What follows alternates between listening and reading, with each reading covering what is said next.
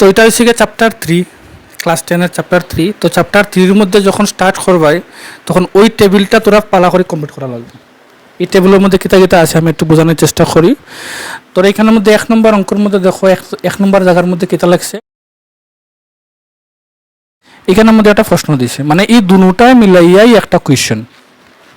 কথা বোঝা যার, এই দুটাই মিলাইয়া এখানের মধ্যে কোয়েশ্চেন। তো এখানের মধ্যে দেখো তারা একটা সূত্র তারা নিচে ইউজ করছে, এই যে সূত্র যেটা আছে, তারা খর যে যতগুলো সংখ্যা আছে আমার সবটিরে আমরা এক্স ওয়াই এবং সি যেটা মানে এ বি সি হিসাবে ধরতাম, আর ইকুয়াল টু দিয়ে লাস্টে যেটা সংখ্যা এটারে 0 ধরতাম, যেটা সূত্রের মধ্যে এখানের মধ্যে পরিষ্কারভাবে লেখিয়া দিছে প্রথম স্টেপের মধ্যে।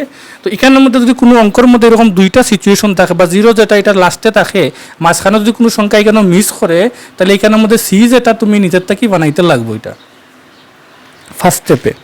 2 নম্বর অঙ্কের মধ্যে দেখো তারা এখানের মধ্যে এ বি সি দিয়ে লাইছে, ইকুয়াল টু 0 দিছে, এখানের মধ্যে কোনো সমস্যা নাই, এখানের মধ্যে দেখো কোনো সমস্যা নাই, সবগুলো অঙ্ক নর্মালভাবে দেওয়া আছে, যেটা তোমার অঙ্ক এক্সারসাইজ 3.2 2 নম্বরের মধ্যে যেভাবে দেওয়া আছে সেইভাবে। এখন এখান থেকে এই সংখ্যাগুলোর আমরা কেমনে সাজাইয়া নিতাম, এখানের মধ্যে দেখো তারা খর যে যদি আমরা A1 A2 B1 B2 C1 C2 এই সূত্রটা তোমরা প্রায় সময় দেখছো যখন লেখছিলাই, এখন এই সূত্রটা চিনছিলাই, তো সব সময় কিতা করা লাগবো, ওই সূত্রের আন্ডারে আমরা সংখ্যাগুলোর মান বসাইতে লাগবো। তো এখানের মধ্যে কিতা কিতা মান আছে, প্রথমে দেখো এখানের মধ্যে এক্সের লগে এখানের মধ্যে এক্স আছে, সূত্রের মধ্যে দেখো এখানের মধ্যে এক্স আছে, এখানের মধ্যে দেখো ওয়াই আছে, এখানের মধ্যে সূত্রের মধ্যে দেখো ওয়াই আছে।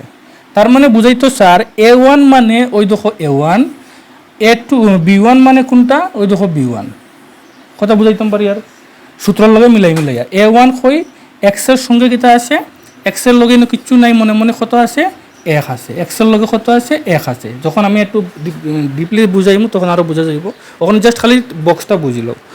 তারপরে B1-এর লগে কিতা আছে, B1 কই B1-এর মধ্যে 2 সামনে যদি মাইনাস থাকে তাহলে হে মাইনাস সহ গিয়ে বইব, আর সির মধ্যে কিচ্ছু না থাকলে সবসময় কিতা বইব 0 বইব। আর যদি না থাকে যেভাবে এখানের মধ্যে দেখো সি কিচ্ছু নাই বলতে এরকম কোনো সিঙ্গল সংখ্যা নাই, যদি থাকে তাহলে তো যেটা আছে এটাকে বইব, আর না থাকলে কত বইব 0 বইব। অতটুকু বোঝা গেছে? অতটুকু বোঝার পরে তুমি যদি একটু ক্লিয়ারভাবে হই, এখানের মধ্যে দেখো 1/3 আমরা কাটতে পারতাম না, 2/4 আমরা কাটতে পারি, যদি খাটি তাহলে কত হইব 2 1 যা 2 2 2 যা 4, তাহলে এখানের মধ্যে মানে দাঁড়াই গেল কত, এখানের মধ্যে 1/3 ইকুয়াল টু -1/2। যখন মাইনাস আইব তখন মাইনাসটারে তোমরা এখানেও বসানোর চেষ্টা করিও যে -1/2। আর এখানে তো 0/20 তো আমরা কাটতে পারতাম না, এখানের মধ্যে 0 সিম্পলভাবে আসে, তাহলে এখানের মধ্যে ইকুয়াল টু দিয়া 0/-20। তো যখন -20 লেখবা সাধারণত মনে রাখিও মাইনাস কোনো সময় নিচে বয় না, যদি কোনো ক্ষেত্রে আমরা বইতে লাগছে এখানে তো মান মোতাবিক কেন -20 যেটা বইতে লাগছে ঠিকই, কিন্তু যখন আমরা সমাধানে যাইমু তখন মাইনাসটারে আমরা এখানেও সামনে মুখে সামনে লিখব, কথা বোঝা গেছে? ওখানে আমরা ফার্স্ট স্টেপে যাই।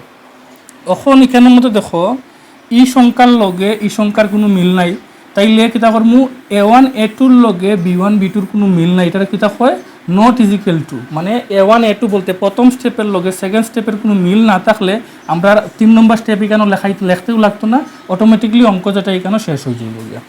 আর যদি অঙ্কটা প্রথমটার লগে 2 নম্বরটার মধ্যে মিল না থাকে তাহলে এটারে আমরা জ্যামিতিক রূপ একটা আছে আর বীজগণিতিক ব্যাখ্যা একটা আছে।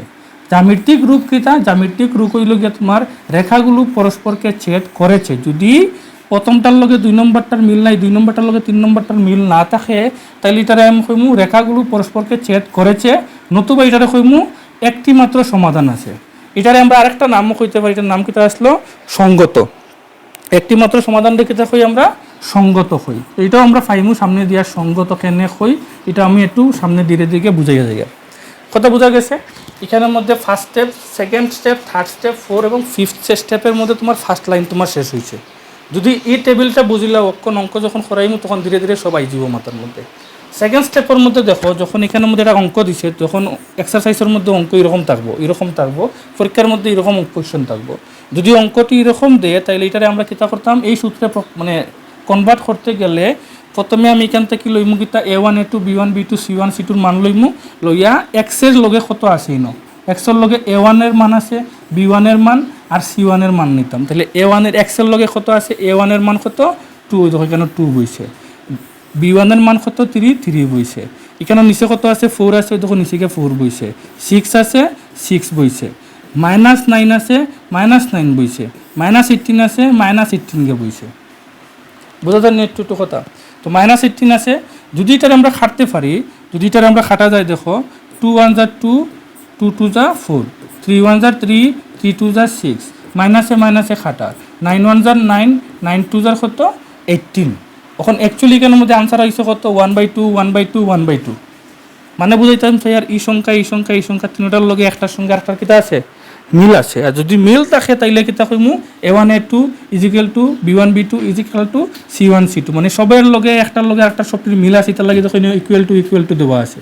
এখানের মধ্যে মিল আসলো না হিসাবে, প্রথমটার লগে 2 নম্বরটার মিল আসলো না হিসাবে এখানের মধ্যে কিতা দিছি নট ইজিক্যাল টু দিছি। কথা বুঝাইতাম পারছি? ওকে। এখন এটার গাণিতিক রূপ জ্যামিতিক রূপ একটা আছে আর বীজগণিতিক রূপ আছে।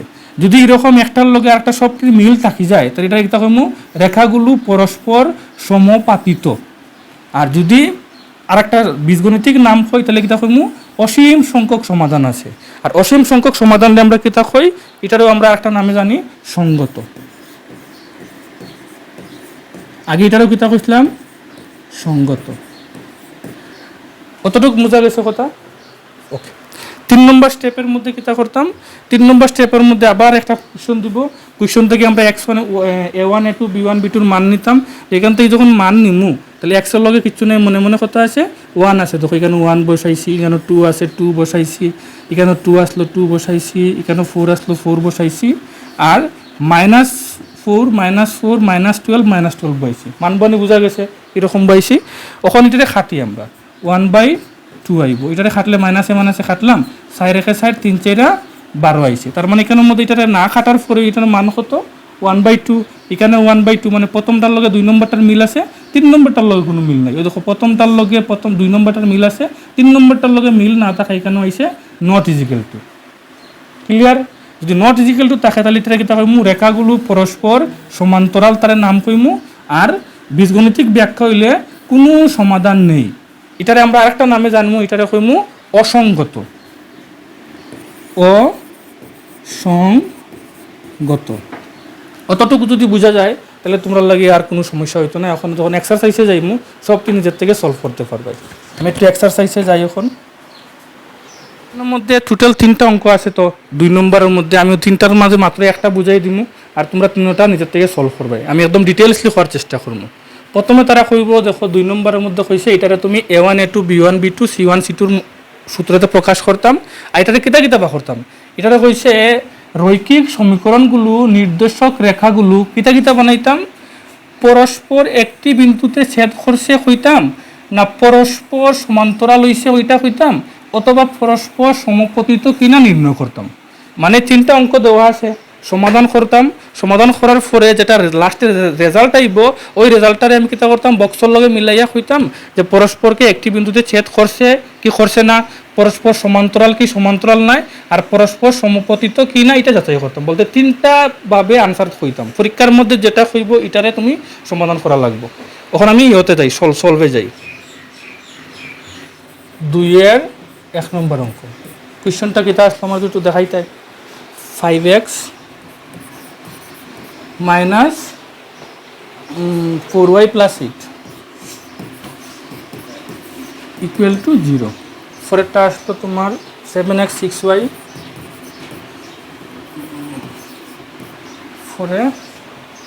9 equal to 0। এখানের মধ্যে প্লাস আসলো, কোয়েশ্চন মিলছে। প্রথম স্টেপে আমি কিতা করবো,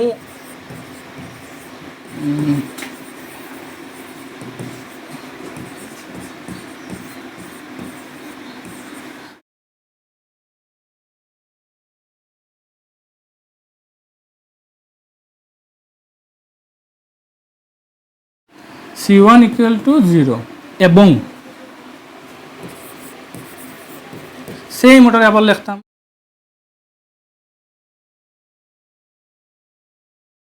প্লাস c2 equal to 0।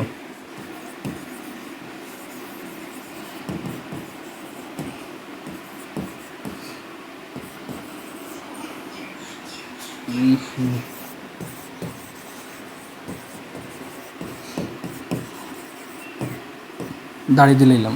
এখন কইমু কই আমরা সূত্র বানাই। সূত্র বলতে কিতা A1 দেখো কিতা আছে ইনো A1 এর মান B1 এর মান আর C1 এর মান বাহরতাম। নিচের লাইনে বাহরমু কিতা A2 এর মান B2 এর মান এখান থেকে বাহরমু C2 এর মান। সাজাইছি সুন্দর করিয়া। সাজানোর পরে A1 এর মধ্যে খেয়ে আছে বলতে এই লাইনের মধ্যে x এর লগে খেয়ে আছে। x এর লগে ওই দেখো x এর লগে A1 তো A1 দেখো এখানে বইছে মানে A1 এর মানটা কত ওই ফার্স্টটা। তাহলে A1 এর মান হইব ফার্স্ট। B1 এর মান দেখো যদি মাইনাস থাকে কোনো সংখ্যার আগে তাহলে হইব -4। C1 এর মান যদি প্লাসে আসে তাহলে এখানে কত আইব 80 আইব। মান বসানো বোঝা গেছে। নিচের লাইনে যখন আইমু ওই লাইনটা কি x এর লগে কত আছে 7 আছে 6 এর লগে y এর লগে আছে 6 আর এটার মধ্যে আছে -9। অতটুকু বোঝা গেছে। এখন আমরা ফরেস্ট স্টেপে যাইতে লাগবে।